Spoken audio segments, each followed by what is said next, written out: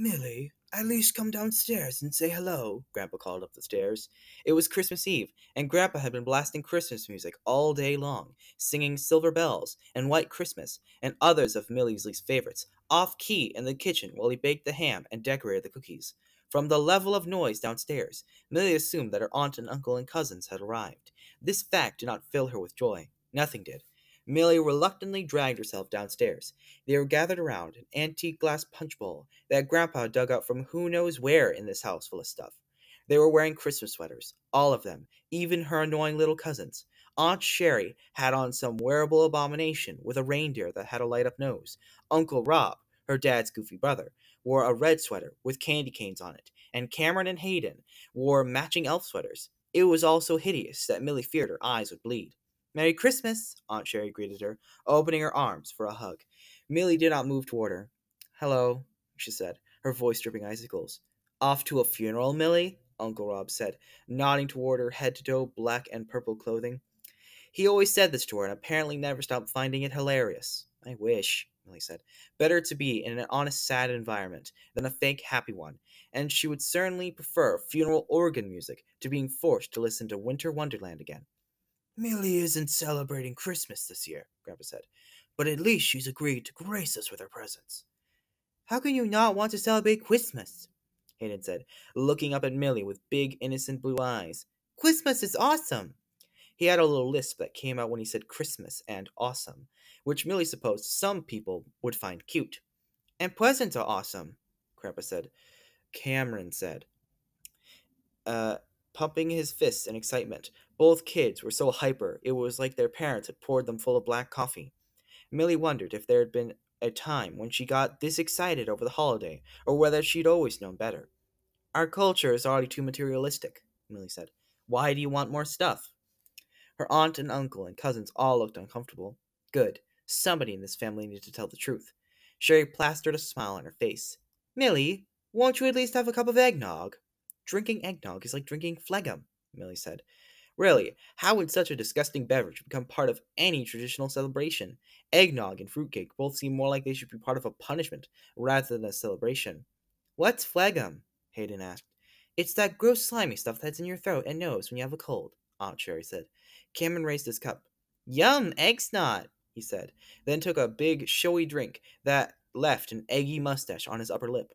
Millie couldn't take it. She had to get out of here. "I'm going for a walk," she said. "Can we come too?" Hayden asked. "No," Millie said. "I need to be alone." "Well, don't stray too far," Grandpa said. "We're eating dinner in an hour." As Millie headed out the door, Grandpa called for her to remember her coat, but she ignored him. All the houses in the neighborhood had extra cars in their driveways, no doubt because of visiting family members celebrating the holiday. All these people acting the same, doing the same thing. Presents and eggnog and hypocrisy, while Millie was different, and she wasn't going to participate. Hypocrisy, she thought again, and this time the word stung her. Dylan had said she was a hypocrite because she judged Brooke by her appearance, but boys, even boys who seemed cool like Dylan, were fooled by appearances. If a conventionally pretty blonde girl paid any attention to them, they'd think she was a saint and a genius rolled into one. No way Millie was a hypocrite. She was a truth-teller. And if some people couldn't handle the truth, that was their problem. After one lap around the block, she was feeling pretty cold, but there was no way she was going back in the house yet. An idea popped into her head. Grandpa's workshop had a little space heater he always kept running. It could keep her toasty warm while she waited at the party. He was too busy hosting his lame little holiday gathering to go into his workshop. It was a perfect place to hide. Grandpa kept the key under a flower pot beside the workshop door. Millie found it, opened the door, and pulled the chain on the bare light bulb that lit the small windowless space. She closed the door behind her and looked around. The place was even more crammed with stuff than it had been the last time she was here. Grandpa really must have been hitting the yard sales, flea markets, and salvage yards. Near his workbench was a rusty antique bicycle, the kind with a giant front wheel and a tiny back one. There were lots of old mechanical toys, too, a metal bank with a clown that flipped coins into its mouth, a jack-in-a-box that startled her, with the jester doll inside when the jester doll jumped out, even though she'd known what would happen once she started turning the crank. There was even one of those horrible grinning monkey dolls that clanged cymbals together. Why did Grandpa want all this stuff? And what did he plan to do with it? Repair it and then use it to clutter the house some more, she guessed. The strangest item among many was tucked into one corner of the workshop. It was some kind of mechanical bear with a bow tie, top hat, and a creepy blank grin. It looked like it once had been white and pink, but years of neglect had left it a dingy gray. It was big, big enough for a person to climb into its body cavity, like in those science fiction movies where people drove giant robots. The hinges on its limbs made it look as if its parts had once moved. It must have been a figure from one of those old kid attractions that featured creepy looking animatronics. Why had little kids ever liked things that were nightmare inducing? From outside the workshop, Millie heard laughter and yelling, Hayden and Cameron playing in the backyard. She hadn't thought to lock the workshop door from the inside. What if they tried to come in? She couldn't let them find her. They'd go tell the adults, and then she'd be dragged back into the house and sentenced to mandatory celebration. Millie found herself staring at the old animatronic bear, not just as a curiosity now, but as a potential solution to her problem. She opened the door to the mechanical bear's body cavity, crawled inside, and shut the door behind her. Darkness enveloped her. It was so much better than those annoyingly twinkling lights and garnished bright Christmas sweaters. This was perfect. No one would find her here. She could go back to the house after she heard Uncle Rob and Aunt Sherry's car pulling out of the driveway. So what if she missed Skyping with her parents? It served them right for being so far away from her on Christmas. Kids, time for Christmas dinner, Grandpa called up the back door. Millie, you can come in too if you'll hear me. Cameron and Hayden came in running, their cheeks pink from the chilly air. It smells great in here, Cameron said. Well, that's because I cooked you a feast, Grandpa said. Ham and sweet potatoes, and rolls, and your mom's green bean casserole. You boys didn't happen to see Millie while you were out there, did you? Nope, didn't see her, Hayden said. Grandpa, why is she so weird? Grandpa chuckled. She's 14. You'll be weird when you're 14 too. Now go wash your hands before we sit down to eat. At the table, Grandpa carved the big, sticky, beautiful ham. I glazed the thing with Coca-Cola, he said. Found the recipe on the internet. I've been looking up a lot of recipes since Millie moved in. Most of them vegetarian, so she won't starve herself to death. I brought this weird fake turkey loaf thing for her at the grocery store. When she gets back, she can have it with the green bean casserole and sweet potatoes. I keep feeling like we ought to go out and look for her, Sherry said. Oh, she'll show up when she gets hungry, or when she feels like she's made her point, Grandpa said. She and that cat of hers aren't that different. She's just at that age, you know. Now, speaking of hungry, who wants some ham? I don't have a sword like Saudi Arabian executioners, silly Millie, the voice said. But I do have a sharp sheet of metal I could pass through the chamber. It could pass at the level of your throat, or it could hit your lower and bisect you. And bisection is a sure way to go, too. Either way, the job would get done. I think it'd be smooth like Madame Guillotine, instead of a slow, dull hacking like Mary Queen of Scots experienced. But I'm not 100% sure. This will be my first attempt at decapitation. Yours, too, but this will be your last. As the voice laughed at its latest witticism, Millie pushed on the walls of the chamber that trapped her.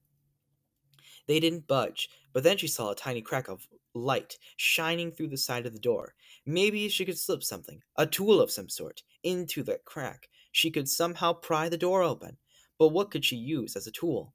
She took a mental survey of her jewelry. Her earrings were too small and breakable, and her necklace was an unhelpful string of jet beads. But there was a silver cuff bracelet on her wrist. She pulled it off and pushed and bent until it was nearly ruler straight.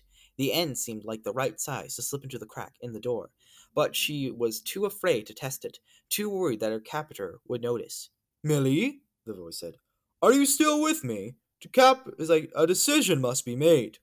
Millie thought if she lowered her head and curled up into a little ball when the blade shot through, it would miss her. She'd have to be quick, though, and make sure she got her whole head out of the way, or else she'd get scalped. If the blade came through lower to bisect her, she'd really have to flatten out in the bottom of the small space. Is there any... It's like... Oh, wait. Sorry for the mess-ups, everyone. Is there any chance you would let me go? She asked. Anything I could give you in exchange for my life? Lamb chop. There's nothing I want from you except your life. Millie took a deep breath. Okay, Then decapitation it is. Really? The voice sounded tremendously pleased. Good choice. It's a classic. I promise you won't be disappointed. The low, rumbling laugh. You won't be disappointed because you'll be dead. Millie felt more tears spring to her eyes. She had to be strong, but you could still cry and be strong at the same time. Tell me when you're about to do it, okay? Don't just spring it on me. Fair enough, I suppose. It's not like you're going anywhere. Give me a few minutes to get ready. You know what they say. Prior preparation prevents poor performance. The chamber shook and rattled. Then the animatronic's eyes rolled back outward, away from the chamber. Millie waited, her heart pounding. Why had she ever wished for death? No matter how hard life could be, how depressing or disappointing, she wanted to live. If nothing else, she wanted the chance to apologize to Dylan for what she'd said about Brooke, and to ask if they could be friends again.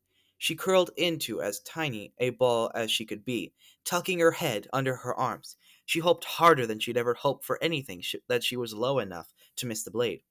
Millicent Fitzsimmons, you are hereby sentenced to die for crimes of humanity. Wait, Millie said. What does that mean, crimes of humanity? You, the voice said, have been rude and quick to anger. You have rushed to the judgment of others. You have been insufficiently grateful to those who have shown you nothing but love and kindness. The voice was right. Different incidences of her own rudeness and ingratitude played in her head like scenes from a movie she didn't want to see. Guilty as charged, Millie said. But why are those crimes I have to die for? Those are crimes that everybody's guilty from time to time. True, the voice said.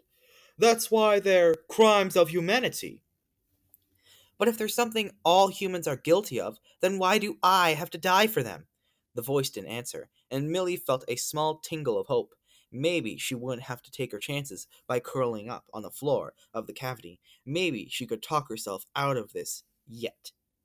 Because, the voice said, you're the one who crawled into my belly. Whimpering, Millie made herself as small as she possibly could in the bottom of the cavity. If she got out, she was going to make it a point to be nicer to Grandpa. He really had been good to her, taking her in and putting up with her moods, and teaching himself how to cook all those vegetarian recipes. In the spirit of the French Revolution, the voice said, I will now do the countdown in French before releasing the blade. Un, deux, trois. Quick as a shot, the blade sliced through the chamber. Grandpa brought out a platter of sugar cookies and set them on the coffee table. I'll be right back with the hot chocolate, he said. In the kitchen, he finally broke down and called Millie's cell number. Her phone rang from the pocket of her jacket that was hanging on the coat rack in the hall. Oh well, she would come back when she felt like she'd proven her point, and she proved her point. He hated to think of her being outside without a jacket, though. It was pretty chilly out there. Grandpa poured 5 cups of hot chocolate and topped them each with a generous handful of mini marshmallows.